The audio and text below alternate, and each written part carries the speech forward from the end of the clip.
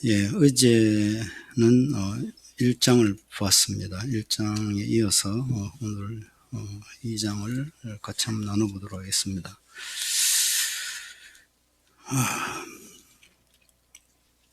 1절에 보면 나의 자녀들아 내가 이것을 너희에게 써면 너희로 죄를 범하지 않게 하려 함이라.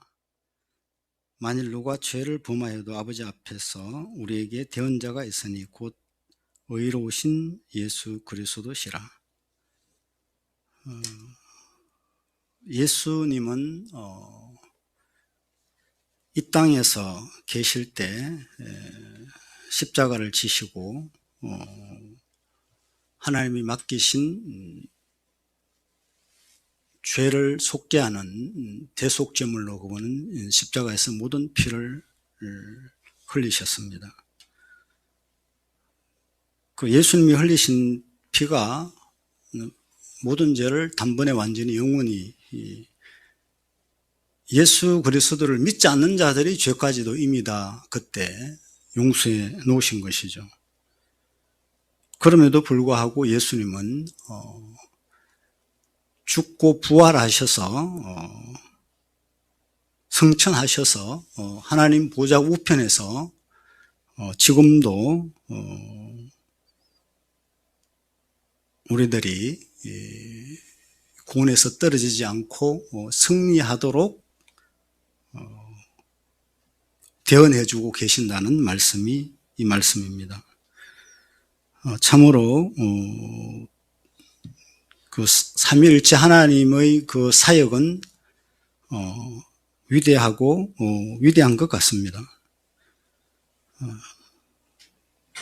이 크신 하나님의 사랑을 저희들은 알고 또 깨달았고 그분의 자녀로 살기를 결단한 그분의 자녀요, 그분의 백성이요, 또 그분의 사명자들인 것이죠.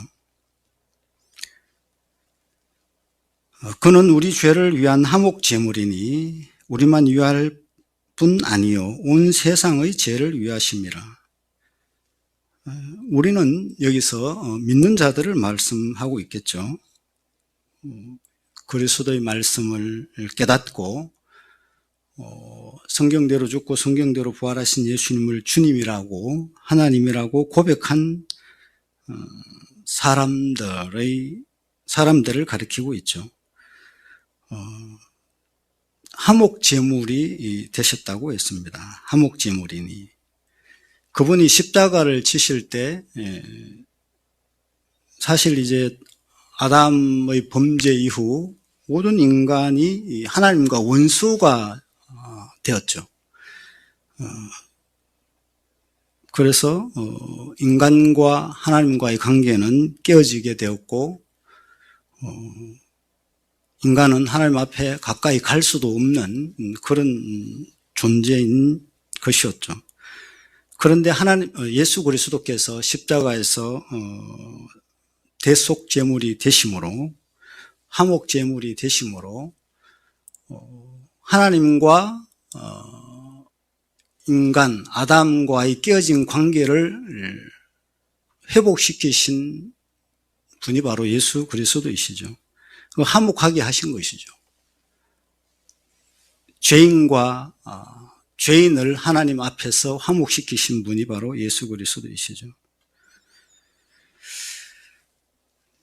뿐만 아니라 예수님을 주님으로 영접한 사람뿐만 아니라 온 세상의 죄를 위하심이라. 믿지 않는 사람들의 죄까지도 이미 2000년 전에 그 예수님이 십자가에서 흘리신 그 보혈의 능력으로 모든 죄가 단번에 완전히 영원히 용서된 것이죠. 참으로 놀라운 은혜가 아닐 수 없습니다. 그러면 죄인들이 해야 될 것은 그분 앞에 엎드리고 굴복하고 저는 죄인입니다. 제 힘으로는 어떻게 할 수 없습니다. 주님 앞에 손 들고 나옵니다. 저를 받아주십시오. 저희 죄를 용서해 주십시오. 저희 죄는 지금까지 내가 주인 돼서 살았습니다. 솔직하게 그분 앞에 자기의 주인됨을 회개하고 그 죄에서 돌이키는 것이 바로 죄인들이 할 일인데, 죄인들은, 인간들은 그렇지 않죠. 악해서 어둠 가운데 있어서, 어둠 가운데 있기 때문에 하나님의 말씀을 알아듣지 못하고 그분이 빛이시고 진리이시고 생명인 것을 모르고 계속 그렇게 거부하는 것이죠. 우리가 그의 계명을 지키면 이로써 우리가 그를 아는 줄로 알 것이요, 그를 아노라 하고 그의 계명을 지키지 아니하는 자는 거짓말하는 자요 진리가 그 속에 있지 아니하되. 여러분들은 계명을 지키고 계십니까? 아멘. 예, 계명은 오래전에 이스라엘 백성들에게 10계명을 주셨고요. 그 10계명 안에 1계명부터 4계명까지가 하나님에 대한 사랑을 말씀하고 있죠. 그리고 5계명부터 10계명은 이웃 사랑에 대한 것을 말씀하고 있습니다.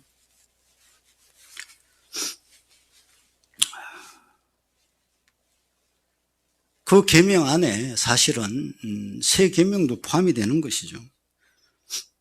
세 계명이 무엇이죠?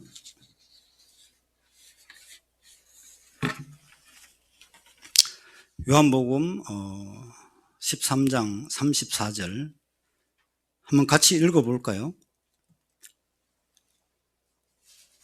요한복음 13장 34, 35절을 같이 한번 읽어보겠습니다.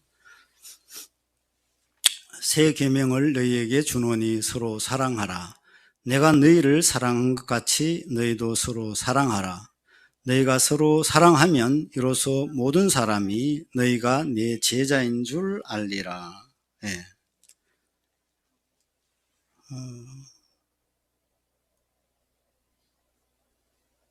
예수님이 우리를 사랑하신 그 사랑으로 이웃을 사랑하라고, 서로 사랑하라고 말씀하고 계시죠. 우리가 서로 사랑하면 이로써 모든 사람이 우리가 하나님의 그리스도의 제자인 것을 알리라라고 말씀하고 있습니다. 이웃사랑에 대한 가장 적극적인 행동은 말씀을, 이 생명의 말씀을 믿지 않는 영혼들에게 전하는 것이고, 또 내 주변에 있는 믿는 형제 자매들을 섬기는 것입니다. 참 이것이 쉽지는 않지만, 내 힘으로는 할 수 없지만 내 안에 계신 성령 하나님이 나를 이끄시고 나에게 명령하시고 감동을 주실 때 그 성령님의 그 지시를 순종해야 되겠죠. 순종하는 저와 여러분들이 되었으면 좋겠습니다.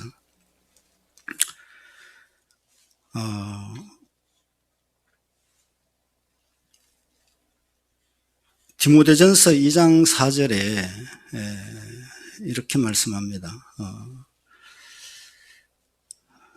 그가 모든 사람을 위하여 자기를 대속물로 주셨으니 기약이 이르러 주신 정건이라.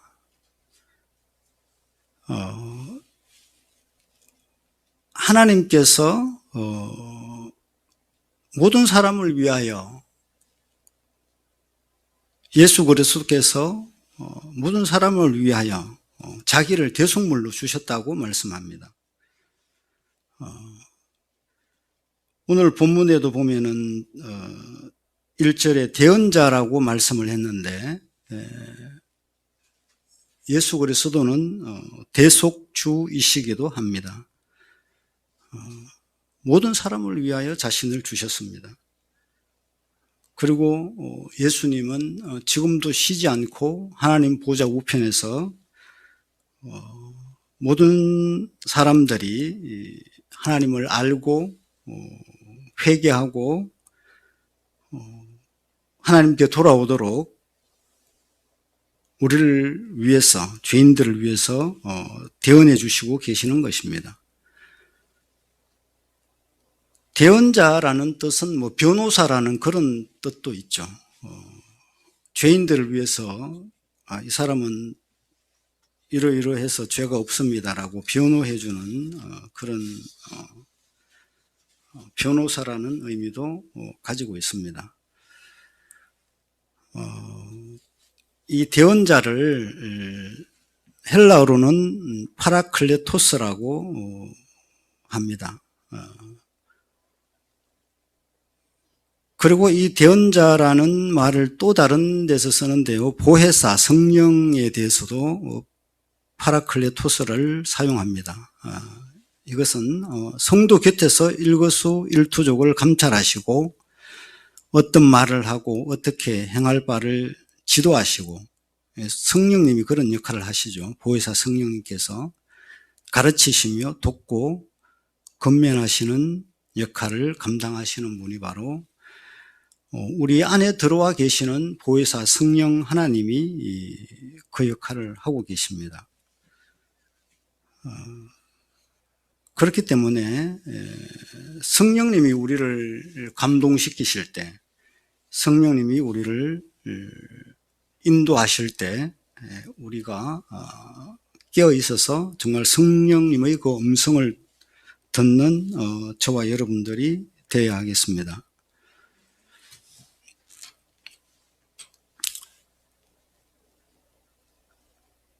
디모데전서 2장 4절에는 이렇게 말씀하는데요. 하나님은 모든 사람이 구원을 받으며 진리를 아는 데 이르기를 원하시느니라. 하나님의 그 사랑이 위대한 것은 성자 예수님을 이 땅에 보내셔서 그분이 십자가에서 피 흘려 죽게 하신 그 사랑, 죄인들 위한 그 사랑을 베풀어 주셨고, 그리고 죄인들을 위해서는 사실 예수님이 하나님인 것을 믿을 수 있는 증거로 부활을 주신 것이죠. 우리가 다 잘 알고 있는 사도행전 17장 30, 31절에 알지 못하던 시대에는 하나님이 간과하셨거니와 이제는 어디든지 사람에게 다 명하사 회개하라 하셨으니 이는 정하신 사람으로 하여금 천하를 공의로 심판할 날을 작정하시고 이에 그를 죽은 자 가운데서 다시 살리신 것으로 모든 사람에게 믿을 만한 증거를 주셨다고 말씀하고 있습니다. 그러니까 예수님이, 하나님이 우리에게 주신 표적은 너무나 많은데 그 표적 중에서 예수님이 하나님이신 표적은 바로 부활인 것이죠. 부활은 지능이 낮은 그런 정신지체를 가진 그런 사람들까지도 그분의 부활을 듣고 또 그 메시지를 듣게 되면 그분이 나의 주님이시구나, 나를 위해서 십자가를 지고 고통을 당하셨고 또 3일 만에 부활하셨구나 라고 하는 그 부활에 대한 소식을 듣게 되면 그런 장애인 분들도 예수님을 하나님으로 믿을 수 있는 것이죠. 예수 그리스도는 하나님이십니다. 그래서 성부, 성자, 성령 삼일체의 하나님은 죄인들에게 하나님을 믿지 않으면 안 되는 그런 명백한 증거, 표적, 부활을 주셨기 때문에 우리는 정말 겸손하고 낮은 마음으로 그분의 말씀을 순종하고 복종하는 삶을 살아야 하겠습니다. 7절부터 한번 보겠습니다. 사랑하는 자들아, 내가 새 계명을 너희에게 쓰는 것이 아니라 너희가 처음부터 가진 옛 계명이니 이 옛 계명은 너희가 들은 바 말씀이거니와 다시 내가 너희에게 새 계명을 쓰노니 그에게와 너희에게도 참된 것이라. 이는 어둠이 지나가고 참빛이 벌써 비침이니라. 참빛은 예수 그리스도이시죠. 부활하신 예수 그리스도. 그분이 오시기 전에는 세상은 어둠이었고 또 그분의 통치 안에 있지 않으면 지금도 어둠 가운데 있는 영혼들이 너무나 많죠. 그분의 통치를 받을 때 참빛 안에서 자유를 누리게 되는 것입니다. 9절에 보면 빛 가운데 있다 하면서 그 형제를 미워하는 자는 지금까지 어둠에 있는 자요. 그 형제를 사랑하는 자는 빛 가운데 거하여 자기 속에 거리낌이 없으나 그 형제를 미워하는 자는 어둠에 있고 또 어둠에 행하며 갈 곳을 알지 못하나니 이는 그 어둠이 그의 눈을 멀게 하였음이라.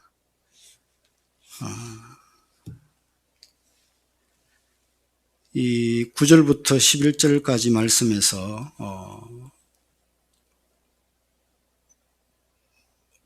성령님을 모신 예수 그리스도를 주님으로 고백한 사람들은 참 빛 가운데서 살아야 한다고 말씀하고 있습니다.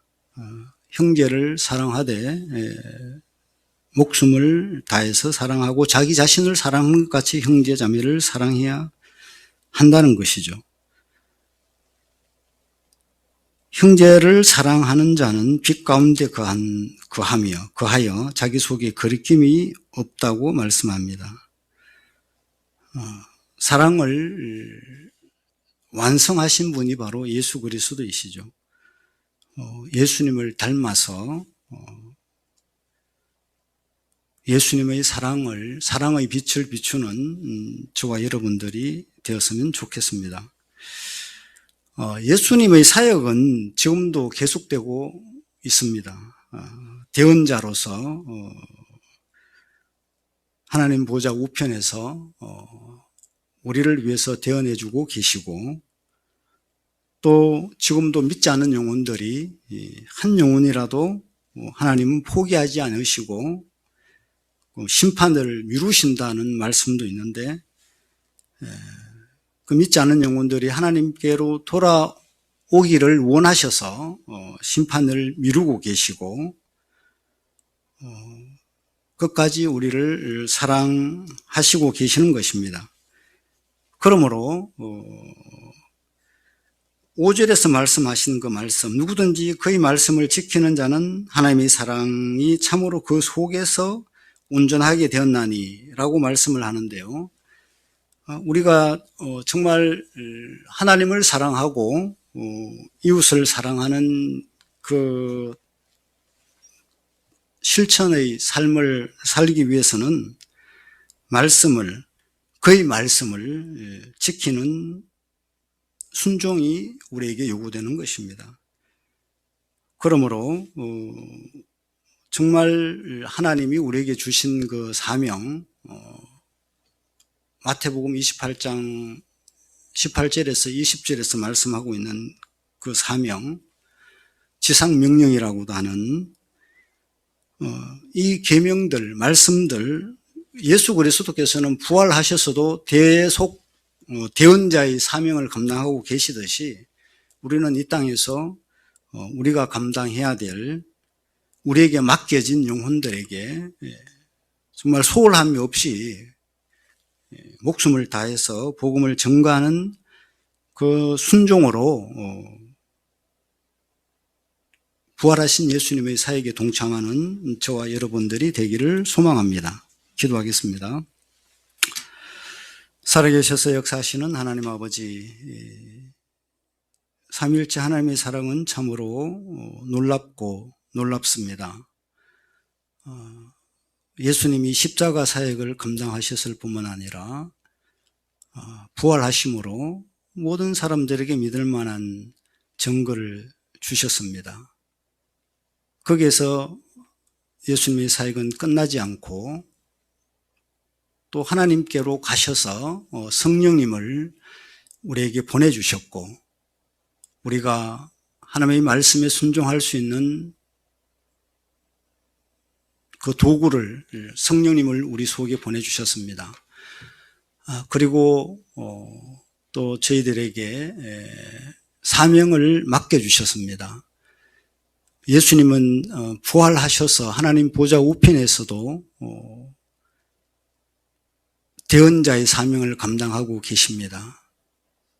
삼일째 하나님, 저희들이 겸손히 이 땅에서 우리가 해야 할 사명을 감당할 수 있도록 도와주시고, 또 사랑해야 될 영혼들을 사랑하는 저희들이 되게 해 주시옵소서. 예수 그리스도의 사랑으로 사랑하는 예수님의 제자가 되기를 원합니다. 감사를 드리며 예수님 이름으로 기도드립니다. 아멘.